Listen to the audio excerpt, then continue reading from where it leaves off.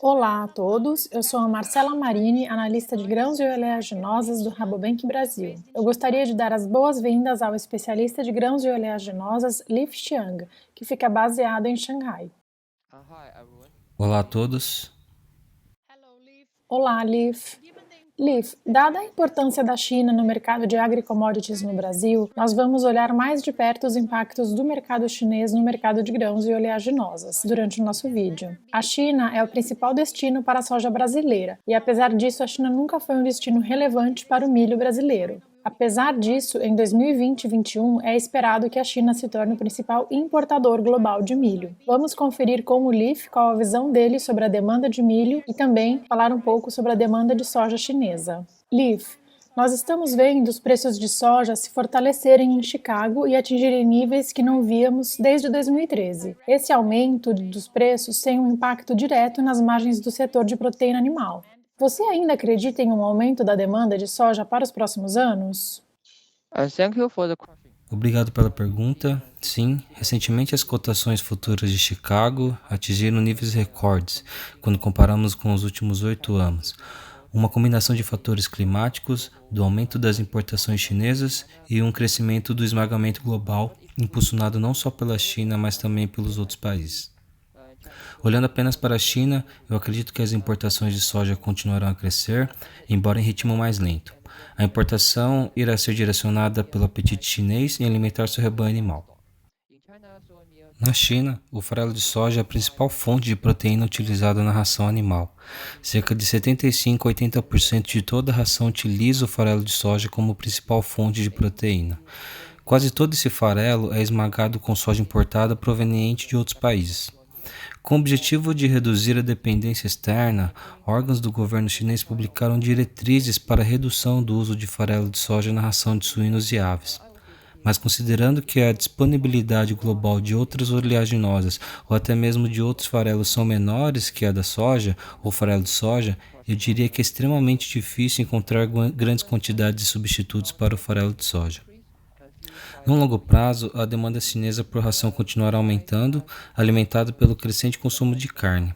Além disso, com a consolidação da pecuária, em particular na suinocultura, a penetração da ração animal comercial também aumentará. Ambos levarão a um maior uso do farelo de soja. Mas, em contrapartida, a eficiência da agropecuária também irá melhorar, beneficiada pela melhora genética do animal e também pela melhora das práticas. A taxa de conversão alimentar irá diminuir, ou seja, a partir de uma quantidade menor de ração será possível produzir a mesma quantidade de carne. A demanda por farelo de soja será ajustada pelas margens do setor e também pelos preços de outros farelos e substitutos.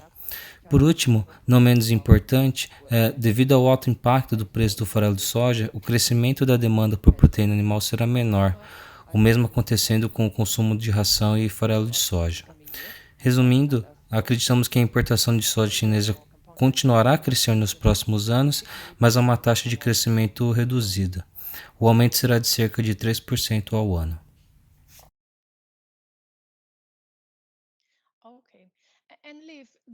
E durante a safra 19 e 20, a China antecipou as compras de soja, se compararmos com as safras anteriores. Você acredita em uma mudança de comportamento no comportamento de compra dos chineses para just in time to just in case? Essa é uma tendência que poderemos ver nos próximos anos? Na minha opinião, não acredito que será just in time ou just in case. Just in time é muito arriscado caso ocorra alguma interrupção da logística ou ainda alguma quebra de safra. E just in case representará um custo adicional de armazenagem e taxas de juros. Para o abastecimento da soja, sazonalidade precisa ser considerada. Considerando a soja como, por exemplo, a janela de exportação norte-americana é de outubro a dezembro, enquanto a da soja brasileira é de abril a junho. Mas as tensões geopolíticas podem mudar drasticamente os padrões, como o que vivenciamos durante a guerra comercial entre Estados Unidos e a China. Outra consideração importante são as margens de esmagamento. Os esmagadores chineses pretendem travar as margens por meio de hedge no mercados futuros, tanto em Chicago quanto no mercado doméstico em DCE, bem como a venda antecipada de farelo de soja e óleo de soja. Quando as margens de esmagamento sintético do board ficam negativas, os esmagadores não querem adicionar novas compras e acabam desacelerando o ritmo das importações. Há outros fatores que influenciam a importação chinesa, como as disputas comerciais, interrupções logísticas, ações do governo em reabastecer estoques do governo, e etc. No meu entendimento, a antecipação da soja brasileira pela China em 19 e 20 que você descreveu foi devido aos seguintes motivos. Naquela época, havia grandes preocupações sobre interrupções logísticas devido ao coronavírus, e os compradores chineses tentaram mitigar os riscos de uma possível retomada da guerra comercial entre os Estados Unidos e a China, e por isso tentaram estocar mais soja brasileira. E por último, as margens de esmagamento permaneceram em uma faixa relativamente alta de 25 a 70 dólares a tonelada, de abril a setembro de 2020, incentivando a importação da soja brasileira. Acredito que no futuro a sazonalidade, as margens de esmagamento e outros fatores continuarão a determinar o padrão e ritmo das importações de soja pela China. Agora, voltando um pouco as nossas atenções ao mercado de milho.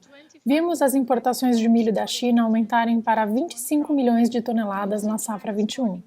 Você vê as importações de milho da China no longo prazo ainda acontecendo ou é apenas uma solução temporária para a escassez de milho na China? Thank you. It is indeed a good question. É uma boa pergunta. Esses dias, muitas pessoas estão demonstrando fortes interesses na importação de milho da China. Na minha opinião, não devemos olhar para o milho isoladamente. Em vez disso, devemos olhar para os grãos que compõem a ração como um todo.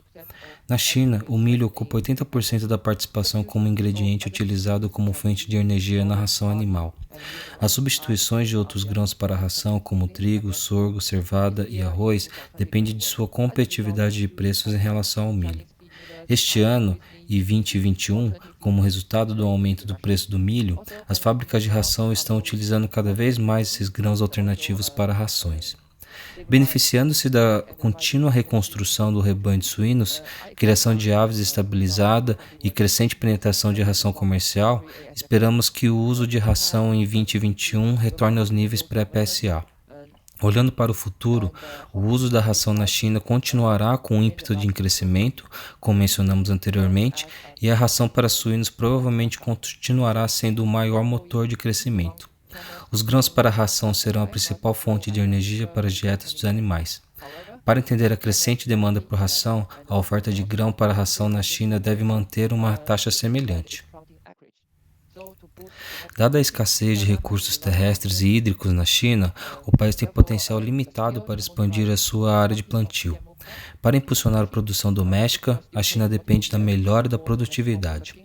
A comercialização em escala do plantio de milho transgênico pode ser uma solução, mas irá demorar vários anos antes que a produção doméstica de milho seja capaz de acompanhar o consumo doméstico. Haverá um grande hiato de oferta e demanda em grãos para a ração por um longo tempo. Assim, a China precisará de importações para preencher a lacuna como milho, sorgo, cevada para a ração, trigo para a ração e até DDGs.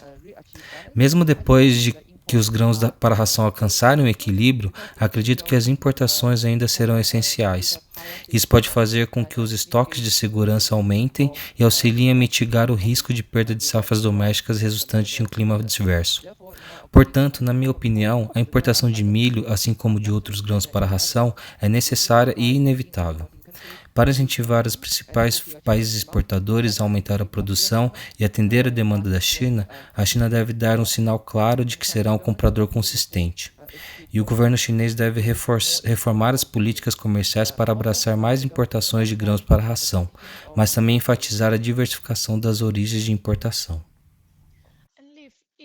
Liv, mesmo com o aumento das importações de milho pela China, ainda não vemos a China como destino do milho brasileiro. Durante 2021, vimos os Estados Unidos e a Ucrânia aumentarem suas exportações de milho para o mercado chinês. Você espera que o Brasil também se torne uma origem do milho importado pela China, assim como nós já vemos na soja? Atualmente, a China importa milho principalmente dos Estados Unidos e da Ucrânia, mas acredito que o Brasil tem potencial para ser outro importante fornecedor de milho para a China. Devido às crescentes incertezas geopolíticas, a China tem uma forte disposição para aumentar e diversificar as origens de suas importações agrícolas. Os Estados Unidos e a Ucrânia estão no hemisfério norte e será benéfico para a China ter fornecedores de milho no hemisfério sul, como o Brasil e a Argentina. E sim, acredito que o Brasil se tornará uma forte origem do milho para a China, desde que o preço, a qualidade e o prazo de entrega atendam os requisitos. Leaf, eu gostaria de agradecer a você pelo seu tempo e também pela rica análise feita do mercado chinês e também gostaria de agradecer a atenção dos nossos telespectadores. Espero que vocês tenham aproveitado e até logo. Thank you.